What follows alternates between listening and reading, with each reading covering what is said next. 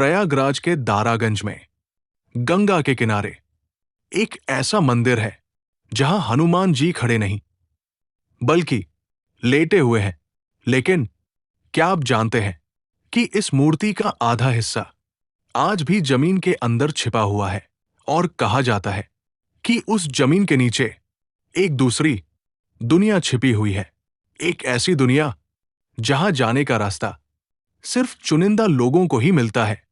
कहा जाता है कि जब हनुमान जी ने पाताल में जाकर अहिरावण का वध किया तो वे उसी गुप्त मार्ग से वापस इस धरती पर आए थे और इसी वजह से आज भी उनकी इस प्रतिमा में आपको उनके हाथों में भगवान राम और लक्ष्मण दिखाई देते हैं। लंका विजय के बाद जब हनुमान जी अत्यंत कष्ट में थे तब माता सीता ने उन्हें अपना सिंदूर दिया और आशीर्वाद दिया कि वे सदा अजर अमर और स्वस्थ रहेंगे। यही कारण है कि आज भी यहां आने वाले भक्त हनुमान जी को सिंदूर अर्पित करते हैं। लेकिन इस मंदिर का सबसे बड़ा रहस्य इसके पीछे छिपा है।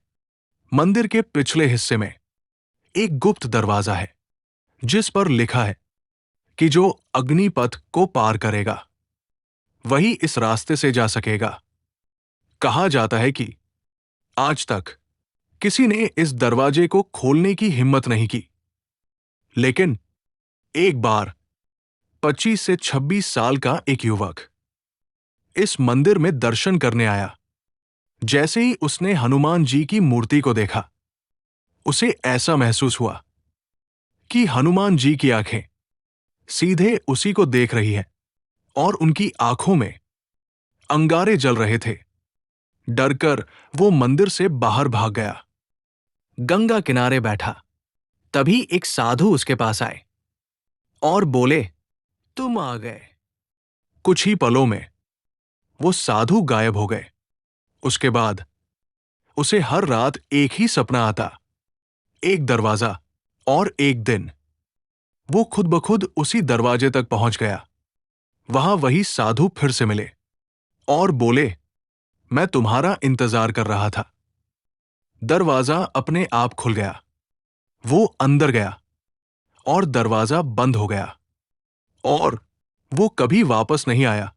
इसके बाद एक अधिकारी ने इस दरवाजे को खोलने की कोशिश की, लेकिन जैसे ही उसने दरवाजे को छुआ हनुमान जी की प्रतिमा से सिंदूर की धारा बहने लगी और एक श्रद्धालु की आंखों से अंगारे निकलने लगे। मंदिर की दीवारें हिलने लगी और पूरे शहर में बिजली कड़कने लगी, मानो प्रलय आने वाला हो।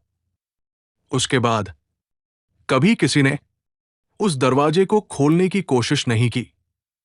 कहा जाता है कि हनुमान जी प्रतीक्षा कर रहे हैं उस समय की जब कलयुग में भगवान का अवतार होगा और तब एक सच्चा भक्त उस गुप्त दरवाजे को खोलेगा और धर्म की रक्षा के लिए एक नई शुरुआत होगी।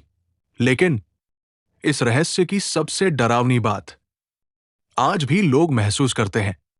कहा जाता है कि जो भी इस मंदिर के पीछे से गुजरता है उसे कभी कभी हवन की सुगंध महसूस होती है और ऐसा लगता है जैसे कोई हनुमान जी की पूजा कर रहा हो।